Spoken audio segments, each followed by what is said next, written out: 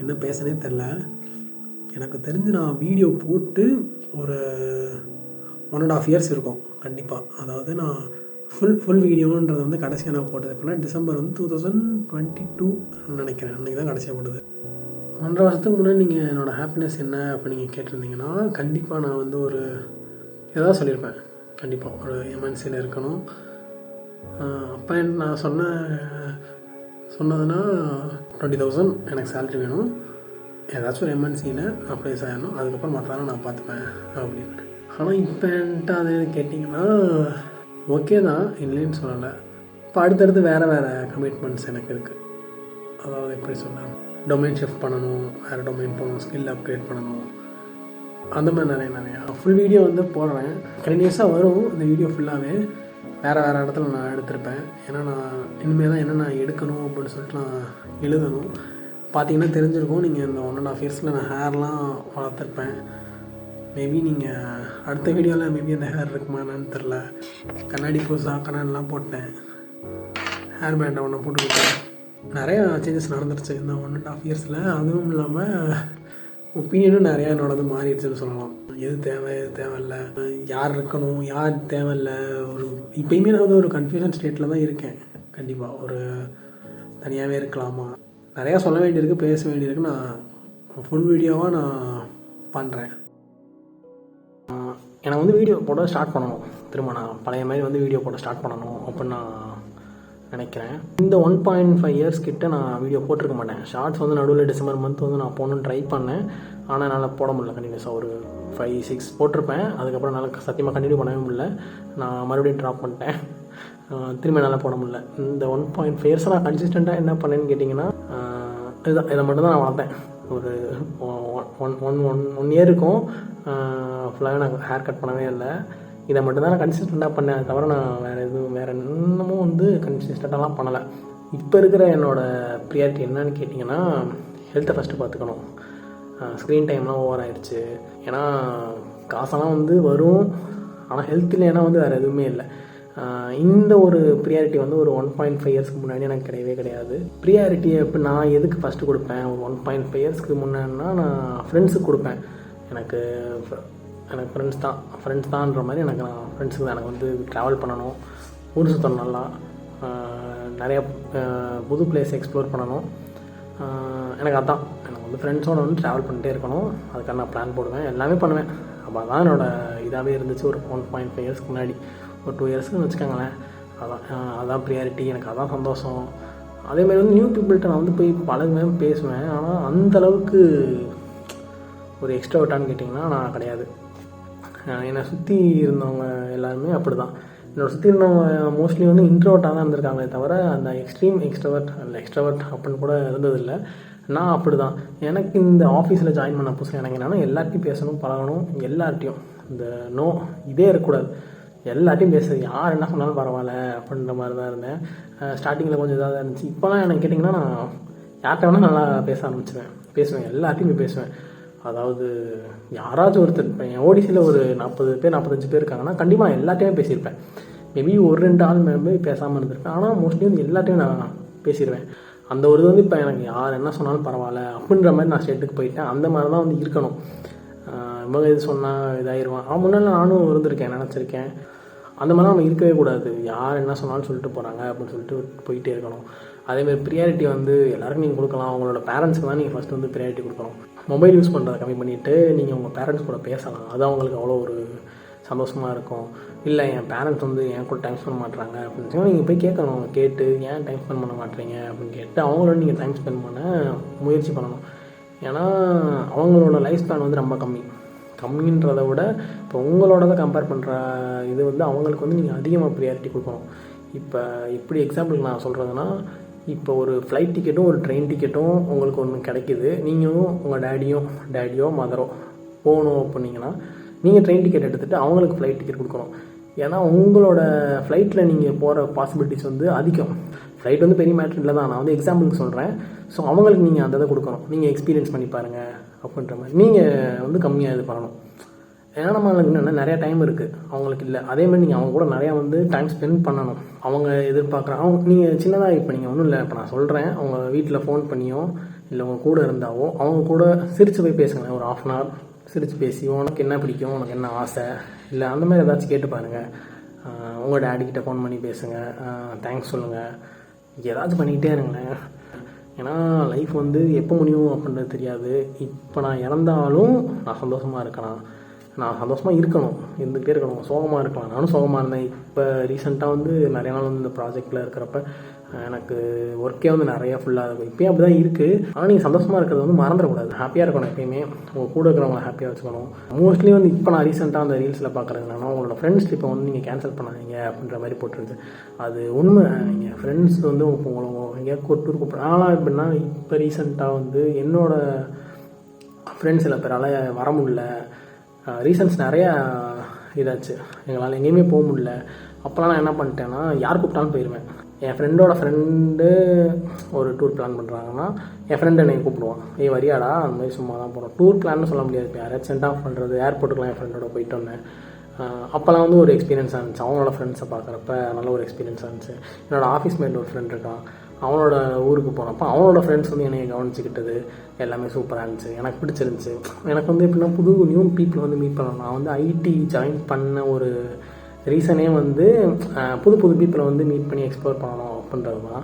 அதுக்காண்டி தான் நான் ஐடி ஜாயின் பண்ணேன்னு சொல்லலாம். புது டீம் போகணும், நிறையா பேரை மீட் பண்ணணும், நிறையா பேரை பழகணும், எனக்கு எக்ஸ்ப்ளோர் பண்ணணும். அதுக்கு ஒரு டூல் தான் வச்சுக்கோங்க. ஏதோ ஸ்கில்லை வந்து ஒரு இதை கற்றுக்கிட்டு அதிலே போய்கிட்டே இருக்கணும் அடுத்தடுத்து. இல்லைன்னா நான் வந்து கவர்மெண்ட் ஜாபுக்கு படிக்க ஆரம்பிச்சிடலாம். நல்லா அதுவும் தோணும், இது வந்து ஒரு டெம்பரரி தான் அப்படின்ற மாதிரி ஃபீல் ஆகும். அதுவும் தோணும். அது வந்து நம்மளோட விஷ் தான். அங்கே போய் ஜாலியாக இருக்க முடியுமா அப்படின்னு கேட்டால், அங்கேயும் ஜாலியாக இருக்கிறவங்க இருக்காங்க, இங்கேயும் ஜாலியாக இருக்கிறவங்க இருக்காங்க, அங்கேயும் கஷ்டப்படுறவங்க இருக்காங்க, இங்கேயும் கஷ்டப்படுறவங்க இருக்காங்க. என்னோடய இது பொறுத்த வரைக்கும் என்னென்னா, ஜாலியாக லைஃப்பை வந்து ஜாலியாக எப்போயுமே ஜாலியாக இருக்கணும் அப்படின்னு நினைக்கணும். ஆனால் எப்பவுமே ஜாலியாக இருக்க முடியாது நம்மளால். மோஸ்ட்லி இருக்கவாச்சும் ட்ரை பண்ணணும். நான் இந்த முடியை வளர்த்தேன்னு கூட தெரில, எனக்கு வந்து முடி வளர்க்குறது பிடிக்கும் ரொம்ப. இப்போ நான் வெட்டிடுவேன். இந்த வீடியோ தான் எனக்கு தெரிஞ்சு நான் முடி வச்சு போடுற வீடியோவாக இருக்கும். அதுக்கடுத்து நான் போடுற வீடியோ எனக்கு தெரில. வீடியோ போடுவேனான்றதெல்லாம் எனக்கு தெரில. எனக்கு இப்போ இருக்கிறது வந்து ஹெல்த்து தான். ஹெல்த்தை வந்து நல்லா பார்த்துக்கணும். நீங்களும் நல்லா பார்த்துக்கோங்க. இருக்கிறப்ப அதோட அருமை சத்தியமாக தெரியாது. என்னோடய ப்ரியாரிட்டி லிஸ்ட்டில் வந்து இப்போ ஃபஸ்ட்டு இருக்கிறதுனா ஹெல்த்து தான். அடுத்து வந்து லைஃப் பார்ட்னர் சொன்னேன். லைஃப் பார்ட்னர் வந்து அமையிறது வந்து நம்ம கஷ்டம்தான். லவ் மேரேஜா அரேஞ்ச் மேரேஜா அதெல்லாம் வந்து நமக்கு தெரியாது எதுவுமே. வீட்டில் நம்மளுக்கு பார்த்து வைக்கிறது தான். மேரேஜுமே வந்து சீக்கிரம் பண்ணுறது நல்லது எனக்கு தெரிஞ்சு. டைம் வேஸ்ட் பண்ணி தள்ளி போட்டு அமைஞ்சால் உங்களுக்கு இப்போ பொண்ணு இருக்காங்க அப்படின்னு தெரிஞ்சால் சீக்கிரம் பண்ணிடுங்க, அதுதான் நல்லது. தெரில எனக்கு ஏன் நான் இப்படி லைஃப் கோர்ஸ்லாம் கொடுத்துக்கிட்டு இருக்கேன்னா, இல்லை நான் பேசுகிறது கரெக்டாக இல்லைலாம் தெரில. என்னோடய கரண்ட் சுச்சுவேஷன் அதுதான். என்னையை பொறுத்த வரைக்கும் இப்போ எனக்கு இருக்கிறது ஹெல்த்து, அதுக்கடுத்து வந்து லைஃபு, அதாவது ஒய்ஃபு, அதுதான் எனக்கு. ஏன்னா அடுத்து வந்து நம்ம ட்ராவல் பண்ண போகிற ஆஃப் த லைஃப் வந்து அவங்க கூட தான் இருக்க போகுதுன்றப்ப அது ரியலி இதுதான். அப்படி இல்லைன்னா எனக்கு இன்னொரு பக்கம் வந்து சரி கல்யாணமே பண்ணாமல் ட்ராவல் பண்ணுவோம் அப்படின்ற ஒரு ஆசையும் இருக்குது. அதுக்கு ப்ரிப்பேராக இருக்கணும். ஒரு 45 வயசு 50 வயசில் போயிட்டு சரி எனக்கு ஒரு மற்றவங்கள பார்க்குறப்ப எனக்கு ஒரு ஒய்ஃப் இருந்தால் நல்லா இருக்குமே, எனக்கு ஒரு லைஃப் பார்ட்னர் இருந்தால் நல்லா இருக்குமே அப்படின்னு சொல்கிறது வந்து ஒரு வேஸ்ட்டு. அந்த ரெக்ரெட் வந்து நீங்கள் அப்போ பண்ண மாட்டீங்க அப்படின்னு சொல்லிட்டு இப்போ நீங்கள் வந்து 100% கான்ஃபிடென்ட்டாக இருந்தீங்கன்னா அந்த இதை பண்ணலாம். என்னை பொறுத்த வரைக்கும் லைஃப் பார்ட்னர் கண்டிப்பாக தேவைன்னு தான் நான் சொல்லுவேன். வேறு என்ன சொல்கிறது, என்னோடய ஃப்ரெண்டு க்ளோஸ் ஃப்ரெண்டு கூட சண்டை வந்துச்சு. சண்டைன்னு சொல்ல முடியாது, அது ஒரு மிஸ் அண்டர்ஸ்டாண்டிங்காக என்னென்னா எனக்கு சொல்ல தெரியாது. என்னையை பொறுத்த வரைக்கும் எப்படின்னா, ஒரு சண்டை போட்டாங்கன்னா என்கிட்ட உரிமையாக வந்து சண்டை போட்டு முடிச்சிடணும். அதை எனக்கு அதுதான். அவனும் என்கிட்ட வந்து பேசலை, நானும் அவன்கிட்ட போய் பேசலை. எனக்கு என்னென்னா தெரில, எனக்கு இப்போ இன்றைக்கி தான் வந்து நாங்கள் எல்லோரும் திரும்ப சேர்ந்து மீட் பண்ணோம். சுமூகமாக முடிஞ்சிருச்சு. திரும்ப நாங்கள் மீட் பண்ணி பேசணும் என்னன்னு தெரில. திரும்பி நாங்கள் எல்லோரும் ஜாலியாக பேச ஆரம்பிச்சிட்டோம். நான் அவனை போட்டு ரோஸ்ட் பண்ணிக்கிட்டே இருந்தேன். இருந்தாலும் அவனும் இது பண்ணி முடிச்சிட்டான். அவனும் மேபி அவன் பக்கம் அவனோடதும் நிறையா இருந்திருக்கலாம். திரும்ப நேற்று அவனுக்கு திடீர்னு ஃபோனை போட்டு எல்லோரும் மீட் பண்ணி ஆகணும் அப்படின்னு சொல்லி தான் நான் இது பண்ணேன். என்னை பொறுத்தவரைக்கும் இப்போ இந்த ரீசெண்டாக ஒரு 4-5 டேஸாக எனக்கு என்னென்னா எதுக்குமே வந்து இது பண்ண மாட்டேன். டக்குன்னு ஃபோனை போடுறேன், இப்போ அட்டாச் பேசணுமா டக்குன்னு பேசிடுறேன். அது ஒரு இதாகவே போயிட்டுருக்கு. அது தப்பாக சரியா அப்படின்றதுலாம் எனக்கு தெரில. டக்குன்னு நினச்சா டக்குன்னு ஃபோனை போட்டுருவேன். அவன் கூட நான் சண்டை தான், ஃபோனை போட்டு நாளைக்கு வா, நேரில் வா, நம்ம எல்லோரும் மீட் பண்ணுவோம், இதான் கடைசி சந்திப்பு அப்படிலாம் சொல்லிக்கிட்டு இருந்தேன். ஏன்னா அடுத்து நாங்கள் எப்போ பார்க்க போகிறோம் அப்படின்னு நான் தெரிலன்னு தான் நினச்சிட்டு இருந்தேன். போய் பார்த்து பேசணும், எல்லோரும் இது பண்ணோம், நல்லா இருந்துச்சு. அது ஒரு ஹாப்பியாக இருந்துச்சு. சரி, ரொம்ப நாள் கழித்து பார்க்குறது அப்படின்னா எல்லாமே ஹாப்பியாக தான் இருந்துச்சு. வேறு லைஃப் அப்டேட்ஸ்னால் இது வந்து என்னை பற்றின ஒரு லைஃப் அப்டேட் தான், வேறு ஒன்றும் இல்லை. இந்த வீடியோ நீங்கள் பார்க்கணும் அப்படிலாம் கிடையாது. இந்த வீடியோ வந்து நான் வந்து என்னோடய சேனலில் வந்து போடுவேன். நான் வந்து மேபி ஒரு 3-4 இயர்ஸ் கழிச்சு நான் இந்த வீடியோவை பார்த்து இதுலேருந்து நான் எப்படி அப்கிரேட் ஆகியிருக்கேன் அப்படின்றத நான் பார்ப்பேன். கண்டிப்பாக யாரையுமே ட்ரஸ்ட் பண்ணாமல் இருக்கிறதும் தப்பு, எல்லாரையும் நம்பிட்டு இருக்கிறதும் தப்பு, எல்லாரையும் ப்ளேம் பண்ணுறதும் தப்பு.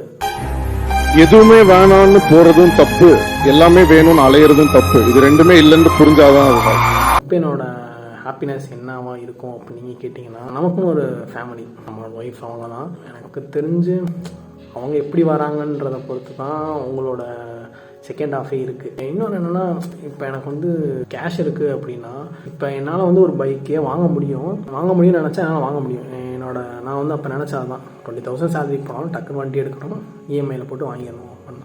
ஆனால் இப்போ நான் சம்பாதிக்க ஆரம்பித்ததுக்கப்புறமா என்னன்னு தெரில, வண்டி வாங்கணும் அப்படின்னு நினச்சா அது நம்மளுக்கு தேவையா, எந்த மாதிரி வண்டி வாங்கலாம். இப்போ எனக்கு வந்து ஒரு ஸ்போர்ட்ஸ் பைக் தான் எல்லாருக்குமே பிடிக்கும் அப்படின்னா, ஒரு ஸ்போர்ட்ஸ் பைக் வாங்கினோம்னா அந்த ஸ்போர்ட்ஸ் பைக் வந்து மைலேஜ் தராது. வந்து நம்ம வந்து ஒரு சாதா பைக் வாங்கணும் அப்படின்னு தோணும். இது யாருக்காக சாக்ரிஃபைஸ் பண்ணுறோம் அப்படின்றதெல்லாம் விட்டுட்டு ஒரு ஸ்பெண்ட் பண்ணுறதுக்கே ஒரு இன்ட்ரெஸ்ட் ஆகணும்ல. இப்போ ஒரு நல்ல ட்ரெஸ் எடுத்து போடுறோன்னா அது சில பேர் வந்து எடுத்து போடுவாங்க, அவங்களுக்கு அது பிடிக்கும். இப்போ வந்து அது பேசிக் நீடுன்னு தான் சொல்லலாம்.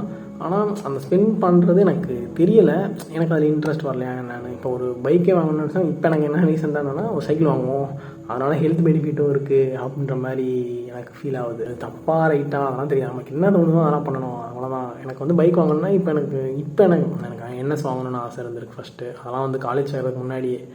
அப்போ அந்த ஆசை அப்பயே செத்து போச்சு, அவ்வளோதான். அப்போ என்னால் வாங்க முடியல, அதோட அப்பயே செத்து போச்சு. அதுக்கடுத்து தண்டர் பேர்டு வாங்கணும்னு ஆசை, அப்பயும் அதை என்னால் வாங்க முடியல, அப்பயும் செத்து போச்சு. இப்போ வந்து எனக்கு ஹிமாலயன் பைக் மேலே இன்ட்ரெஸ்ட் வந்துருக்கு. ஏன்லாம் தெரில, எனக்கு ஹிமாலயனோ இல்லை R15 மேலே எனக்கு இன்ட்ரெஸ்ட் வந்துருக்குன்னு சொல்ல முடியாது. ஹிமாலயன் இல்லை புல்லட்டு அந்த மாதிரி வண்டியில் ஒரு இன்ட்ரெஸ்ட் வந்துருக்கு. ஆனால் எனக்கு வந்து அப்பப்போ மாறிக்கிட்டே இருக்கும், இந்த பைக் வாங்கலாம் அந்த பைக் வாங்கலாம் அப்படின்னு சொல்லிட்டு. இப்போ தான் என் லைஃப் என்ஜாய் பண்ணணும், கரெக்டு தான். எனக்கு தெரில, அது அந்தளவுக்கு எனக்கு அந்த ஒரு இன்ட்ரெஸ்ட் இல்லை. எந்த அளவுக்குனா, அந்த பைக் வாங்குகிற காசை வந்து ஷேர் மார்க்கெட்டில் போடலாம்ல, அந்த ஷேர்ஸ் ஏறினதுக்கப்புறம் நம்ம அந்த பைக் வாங்கலாமே அப்படின்றலாம் தோணுது. வயசுன்றது இப்போ தான் வரும், ஓகே தான். அது வந்து ஃபுல் ஒரு நீட் இருக்கிற மாதிரி எனக்கு தெரியலை. ஒரு செகண்ட்ஸ்லாம் வாங்கலாம் வண்டி, அப்போ அந்த மாதிரி தான் தோணுது. ஆனால் நம்ம வயசு பசங்க வெளியே பார்த்தீங்கன்னா நல்லா சுற்றிட்டு இருப்பாங்க, நல்லா இது பண்ணுவாங்க. அப்போது ஒரு சின்ன ஆசை வரும். அந்த ஆசையை நான் கண்ட்ரோல் பண்ணிட்டுருக்கேன்னா இல்லை, எனக்கு உண்மையிலேயே அந்த ஆசை வந்து ஃபுல் ஃப்ளெஜ்டாக அந்த ஆசையே இல்லையா அப்படின்றதெல்லாம் எனக்கு தெரியவே இல்லை. என்னை பொறுத்த வரைக்கும் இப்போ நீங்கள் சின்னதாக ஒருத்தவங்களுக்கு ஃபோன் பண்ணி பேசினா கூட அவங்களுக்கு சந்தோஷமாக தான் இருக்கும். நீங்கள் ஒருத்தவங்களுக்கு காசு கொடுத்து தான் உதவணும் அப்படிலாம் கிடையாது. அவங்களுக்கு நீங்கள் ஒரு லைஃப் கைட் பண்ணுறீங்க அப்படின்னா அது அதை விட பெரிய விஷயம். ஒருத்தன் இருக்கான், அவனால் அவனுக்கு எந்த கரியர் போகிறதுனே தெரில, அவனை நீங்கள் படிடா இப்போ இருந்தே படி அப்படின்னு நீங்கள் சொல்லி ஒரு 3 இயர்ஸோ 2 இயர்ஸோ அவனை படிக்க எப்படியாச்சும் கைட் பண்ணிக்கிட்டே இருந்தீங்கன்னா அது ஒரு நல்ல இடத்துக்கு போனான்னா, நீங்கள் காசு கொடுத்து உதவுறதை விட அது இன்னும் மேலான விஷயம் தான் நான் சொல்லுவேன். டாபிக் தொட்டு நான் எங்கேயோ போய்கிட்டு இருக்கேன், அவ்வளோதான். நான் இந்த வீடியோ வந்து திரும்ப ஒரு கண்டினியூஷன் வீடியோவாக நான் போடணும் அப்படின்னு நினச்சேன். இந்த வீடியோவில் நான் என்னை பற்றி சொன்னேன், சில அட்வைஸ் மாதிரி தான் நான் சொல்லிக்கிட்டு இருந்தேன். என்னென்னமோ இதெல்லாம் என் லைஃப்பில் இருந்தவங்களுக்கு தெரியுமா இல்லை என்னெல்லாம் தெரில. இந்த 1.5 வருஷத்தில் என்னோட மாற்றம் வந்து அவ்வளோதான். இந்த வீடியோ வந்து உங்களுக்கு வருமா அப்படின்னு நான் சில பேர் ஃபஸ்ட்லாம் அனுப்பிச்சிட்டு இருப்பேன் என்னோடய வீடியோ இது பண்ணேன். என்கிட்ட சில பேர் கேட்டாங்க, சில பேர் ஏன் யூடியூப் வீடியோ போடுறதில்ல அப்படின்னு கேட்டாங்க. அந்தளவுலாம் நான் ஃபேமஸ் கிடையாது. அதாவது எப்படின்னா என் சர்க்கிள்குள்ளே தெரியும், அவங்களுக்குள்ளே ஒரு 5-6 பேருக்கு தெரியும்னு வச்சுக்கலாம். அந்த மாதிரி தான் என்னோடய வீடியோ ரீச் ஆகும். நான் வந்து அனுப்புறது வந்து எப்பயுமே வந்து எப்படின்னா, என்னோடய ஒரு குரூப் இருக்கும், அப்புறம் சில பேர் நான் பேசிகிட்டு இருக்கிறவங்க கூட ஒரு 5-6 பேருக்கு அனுப்புவேன். இது யாருக்கு போய் ரீச் ஆகும் அப்படின்றலாம் தெரில.